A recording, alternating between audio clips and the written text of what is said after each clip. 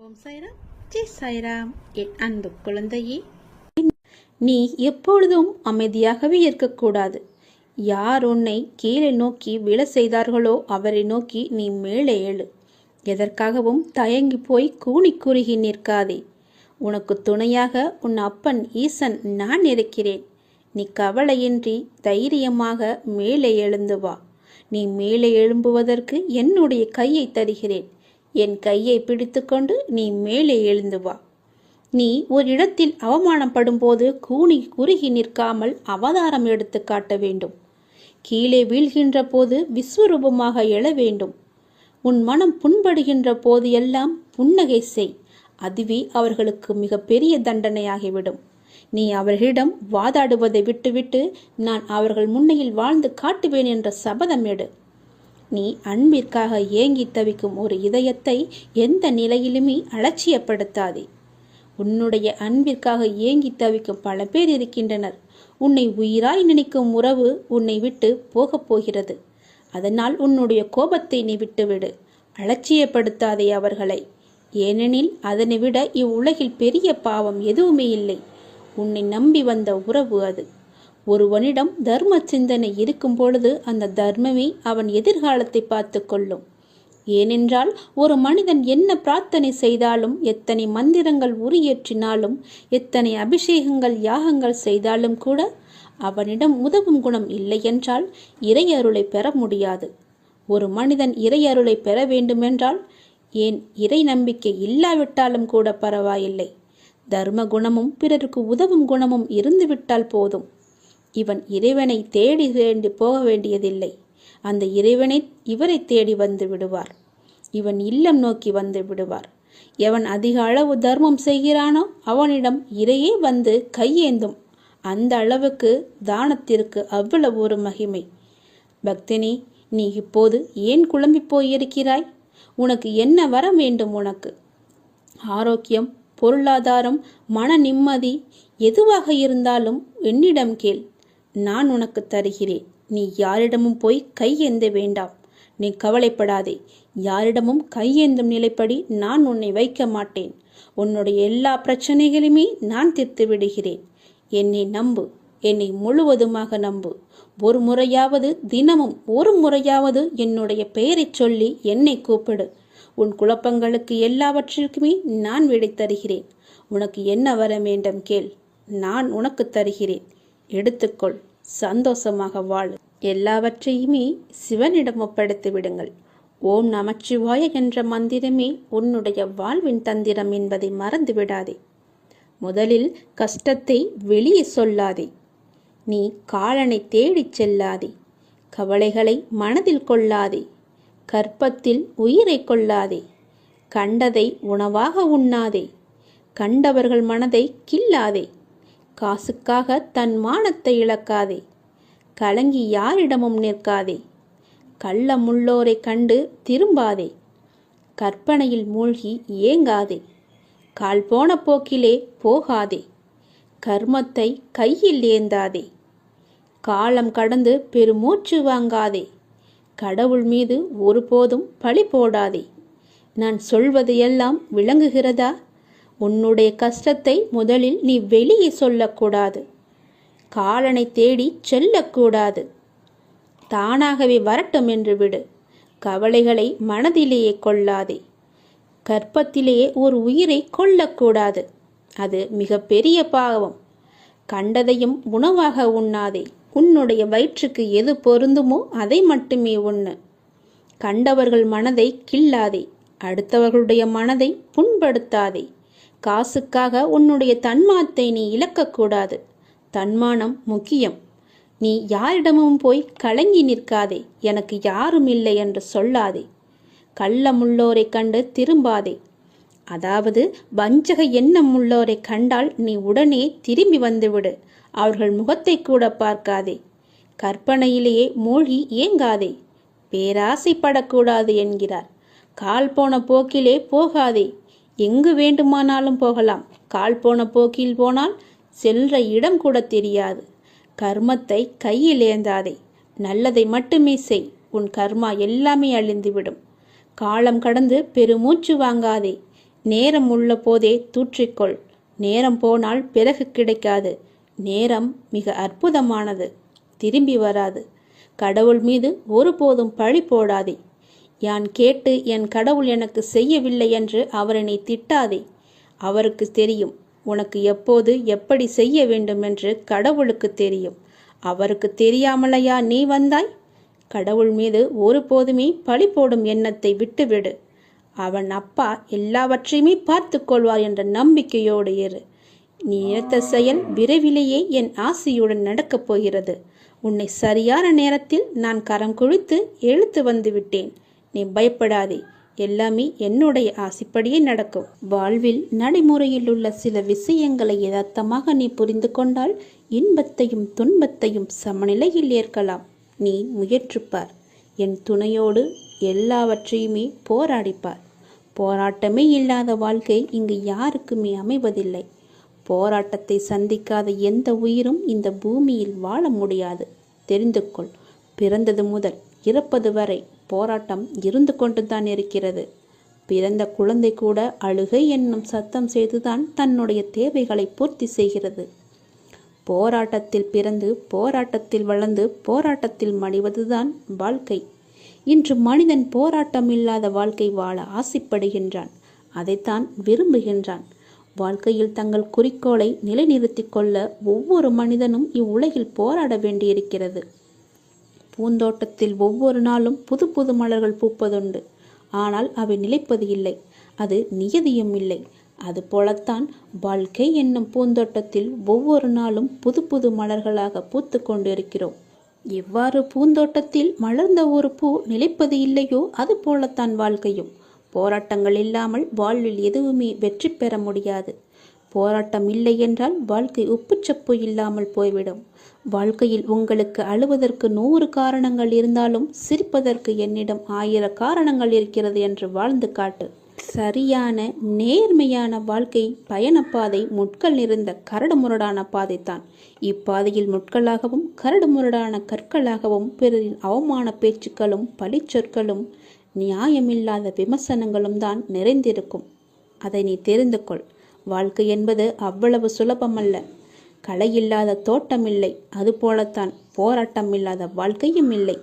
வாழ்க்கை அழகானதாக மாற்றிக்கொள்வது உன்னுடைய கையில்தான் இருக்கிறது. எல்லோருடைய வாழ்விலும் இன்பம் துன்பம் என்று எல்லாமே கலந்துதான் இருக்கும். நாம் அவற்றை எப்படி எடுத்துக்கொள்கிறோம் என்பதுதான் மிக முக்கியம். ஆசையை குறைத்து கொள்ள வேண்டும். மனநிறைவு இருந்தாலே போதும். உன்னுடைய வாழ்வில் மகிழ்ச்சி தானாக நிலைத்து நிற்கும். போராட்டம் இருந்தாலும் கூட யாரும் வாழ்க்கையை வெறுப்பதில்லை. போராட்டங்களை எல்லாம் ஏற்றுக்கொள்ளவும் நமக்கு ஏற்றதாக மாற்றிக்கொள்ளவும் பழகினாலே போதும். வாழ்க்கை பூந்தோட்டமாக மாறிவிடும். உங்களின் வாழ்வில் நல்லது நடக்க வேண்டுமென்றால் நான் சொல்வதை பின்பற்றுங்கள்.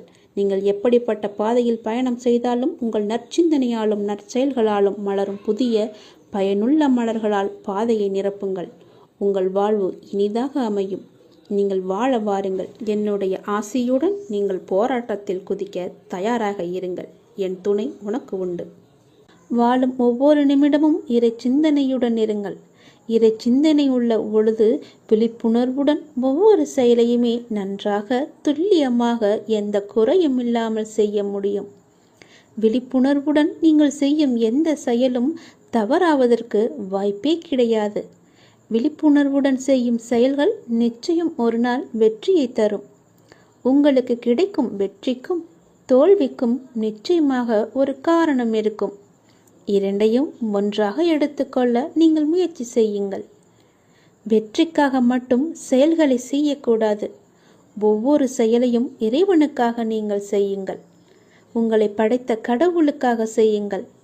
எந்த ஒரு எதிர்பலனையும் பார்க்காமல் எதிர்பாராமல் எதிர்பார்ப்புகள் இன்றி நீங்கள் செய்யும் ஒவ்வொரு செயலுமே அந்த இறைவனை போய் சேரும்.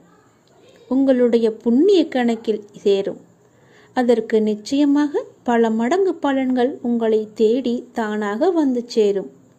ஒவ்வொரு நாளின் முடிவிலும் நீங்கள் இறைவனுக்கு நன்றி சொல்ல பழகுங்கள். கண்டிப்பாக அன்றைய நாளில் நன்றி சொல்வதற்கு என்று ஏதேனும் ஒன்று நடந்திருக்கும். அதை நினைத்து இறைவனுக்கு நீங்கள் நன்றி சொல்லுங்கள். விடியும் பொழுது இறைவனின் ஆசியுடன் தொடங்குங்கள். முடியும் இரவும், அதாவது அன்றைய நாளின் முடிவும் இரவும் நன்றி சொல்லி உறங்குங்கள். மறுநாள் காலை உங்களுக்கு நல்ல நாளாகவே அமையும். இன்று எங்களுக்கு அமைத்து கொடுத்ததற்கு மிகவும் நன்றி இறைவா என்று இறைவனுக்கு நீங்கள் நன்றி சொல்லுங்கள். ஒவ்வொரு நாளின் தொடக்கத்திலும் இறைவன் மீது முழு நம்பிக்கையுடன் நீங்கள் தொடங்கி பாருங்கள். உங்கள் வாழ்வு எப்படி இருக்கிறது, அன்றைய நாள் எப்படி அமைந்திருக்கிறது என்று தானாகவே தெரிய வரும். எழுந்திருக்கும் பொழுது சட்டென்று எழுந்திருக்காமல் இறைவனின் பெயரை சொல்லிவிட்டு எழுந்திருங்கள். நன்றாகவே இருக்கும். ஒரு நிமிடம் சுதாரித்து கொண்டு பிறகு ஏந்திரியுங்கள். அப்பாவின் பெயரை சொல்லி எழுந்திரியுங்கள். உங்கள் வாழ்க்கை மீது உங்களுக்கு இருக்கும் அக்கறையை விட உங்களை படைத்த இறைவனுக்கு நிச்சயமாகவே அதிக அக்கறை இருக்கும். நம்புங்கள், நன்றாக நீங்கள் வாழ்வீர்கள். இதனை உணர்ந்தால் இறைபலமும் மனோபலமும் உங்களிடம் அதிகரிக்கும் தானாகவே. இறைவனின் அருளும் ஆசியும் உங்களிடம் நிறைந்திருக்கும் முழுவதுமாகவே. எப்போதும் இறைவனின் அருளோடும் ஆசியோடும் நாம் தொடங்கும் நாள் வெற்றி நாளாகவே நமக்கு அமையும். இறைவனுக்கு நன்றி சொல்ல மட்டும் நீங்கள் மறந்து விடாதீர்கள். இறைவனின் நாமத்தை ஜெபித்து கொண்டே இருங்கள். சோகம் என்னும் பறவை உங்கள் தலைக்கு மேல் பறப்பதை தடுக்க முடியாது. ஆனால் தலைக்கு மேல் கூடு கட்டுவதை தவிர்க்கலாம் தானே? யாரும் உன்னை குறை கூறினால் அது உண்மையாயின் திரித்துக்கொள், பொய்யாயின் அதை நகைத்துவிடு. வீழ்வது வெட்கமல்ல, ஆனால் வீழ்ந்து கிடப்பதுதான் வெட்கம். புரிகிறதா? வீழ்ந்து கிடப்பதுதான் வெட்கம். வீழ்ந்தால் உடனே எழுந்துவிடு. நீ நகைத்து அவர்களுக்கு முன் நகைத்துப்பார், அவர்களே தலை தெறிக்க ஓடிவிடுவார்கள். பேருந்து பயணத்தில் நடத்துனர் கொடுக்க வேண்டிய மீது சில்லறைக்காக முழு பயணத்தையும் நாம் ரசிக்க மறக்கிறோம். அப்படிதான் வாழ்க்கையிலும் சில சில்லறை பிரச்சனைக்காக முழு வாழ்க்கையுமே நாம் ரசித்து வாழ மறந்து விடுகிறோம். ஆகவே விழிப்புணர்வுடன் எது வாழ்விற்கு உகந்தது, எது உகந்ததல்ல என்பதில் கவனத்துடன் இருந்தால் இலக்கை நோக்கி அடைவது மிக மிக எளிது. அனைத்திலும் பேதம் பாராது சமநிலைத்தன்மையை கொண்டிடுங்கள். மனம் அழகாக இருந்தால் காணும் காட்சிகளும் அழகாகவே இருக்கும். ஆகவே மனதில் குப்பையான கீழான எண்ணங்களை ஒருபோதும் சேர்க்காதே. மனதில் நல்ல நேர்மையான எண்ணங்களை விதையுங்கள். நல்லது நடக்கும். எப்போதும் உண்மையை பேச கற்றுக்கொள்ளுங்கள். உண்மைக்கு நிகர் உண்மை மட்டும்தான். பொய் ரொம்ப நாட்கள் வாழாது, சீக்கிரமாகவே மடிந்துவிடும். ஆரம்பத்தில் சற்று சிரமமாகத்தான் இருக்கும். பழகிவிட்டால் பொய் சொல்லவே நமக்கு கூச்சமாக இருக்கும். உண்மைக்கு மிக வலிமையான சக்தி இருக்கிறது. அது சத்தியமானது, வலிமையானது. இறைவனுக்கு இறங்கி வருவார். நாம் வாழ்கின்ற வாழ்வில் அறமாகிய உண்மை இருந்தால் அந்த இறைவனை நம்மை தேடி தானாக இறங்கி வருவார். வாழ்கின்ற வாழ்வில் அறமாகிய உண்மை இருந்தால், அறமாகிய உண்மை இருந்தால் மட்டுமே இறைவன் நம்முடன் கலந்து விடுவார். ஆகவே உண்மை, நேர்மை, சத்தியத்தை எல்லாம் கடைபிடித்து வாழுங்கள். நீங்கள் வாழ்வதில் உயர்வது சின்னம். உங்கள் வாழ்வை யாராலுமே எதுவுமே செய்ய முடியாது. உண்மைக்கு அழிவே கிடையாது. அதை முதலில் தெரிந்து கொள்ளுங்கள். உண்மை சொல்லுவதால் என்ன ஆகிவிடப் போகிறது? ஒரு பொய்யை சொல்லி காலம் முழுவதும் குற்ற உணர்ச்சியுடன் இருப்பதற்கு பதிலாக ஒரு உண்மையை சொல்லி நிம்மதியாக வாழ்ந்து விடலாம். அந்த உண்மைக்கு அவ்வளவு நிம்மதியை தரும் சக்தி இருக்கிறது. அதை நீ மறந்து விடாதே. பொய்யை சொல்லி இன்று தப்பித்து விடலாம். நாளை நிச்சயமாகவே காலம் காட்டிக் கொடுக்கும். அதனால் உண்மையாகவே இருங்கள். நாக்கில் வருவது எப்போதுமே உண்மையான பேச்சாக மட்டுமே இருக்கட்டும். நான் உங்களிடம் வருகிறேன். ஒருவர் தனது இறை பக்தியில் முழுமையும் வலிமையும் அடைந்த பின்னர் அவருக்கு பக்தியானது முத்திவிட்டது என கூறுவதும் வழமையே. எனவே முழுமை முதிர்ச்சியடைந்த நிலையே முத்தி, முக்தி என்று சொல்வார்கள். முதிர்ந்த பழம் முதிர்ந்துவிடும், முதிர்ந்த உயிர் இறந்துவிடும். எடுத்த காரியத்தை நீ பாதியில் விடாதே. செய்வதை திருந்தச் செய் என்ற உபதேசம் அனைவருக்குமே பொருந்தும்.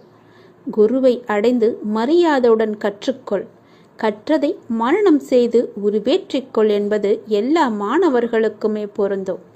தொழில்நுட்பத்தை தெரிந்து கொள்ள முனையும் மற்றவர்களுக்குமே உரிய உபதேசம்தான் இது.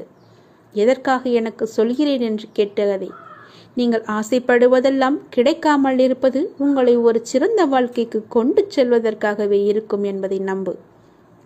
முடிந்தவரை உங்கள் வேலையை நீங்கள் சிறப்பாக செய்து விடுங்கள். யாரிடமும் உங்கள் வேலையை ஒப்படைக்காதீர்கள். உங்களுக்கு கிடைக்க வேண்டிய அங்கீகாரம் தானாகவே கிடைக்கும். நேரத்தையும் வாய்ப்பையும் ஒருபோதுமே வீணடிக்காதே. அந்த தவறுக்கு எந்த காரியம் செய்தாலும் பரிகாரமாகாது. போன நேரமும் திரும்ப வராது. யாருக்காகவும் நேரம் காத்திருக்காது. பொறுத்துக்கொள். நீங்கள் செய்யும் ஒவ்வொரு நல்ல காரியமும் அதற்கான நன்மைகளை காலம் கடந்தாவது அழைத்து கொண்டு உங்களிடம் வந்து சேர்க்கும். வெற்றி என்ற முகத்துடன் உங்களிடம் வந்து சேரும். நீ நிராகரிப்புகளை எல்லாம் கண்டு நெஞ்சு உடையக்கூடாது. உன்னை யாராவது தூக்கி எறிகிறார்கள் என்றால் இறைவன் உன்னை மேலே தூக்கி விடுகிறான் என்று அர்த்தம். அதனால் நீ பயப்படாதே. தூக்கி எறிந்தவர்கள் போகட்டும், நான் உன்னை தூக்கி விடுகிறேன். தூக்கி எறிந்தவர்களை பற்றியே நீ கவலைப்பட்டு கொண்டிருக்காதே.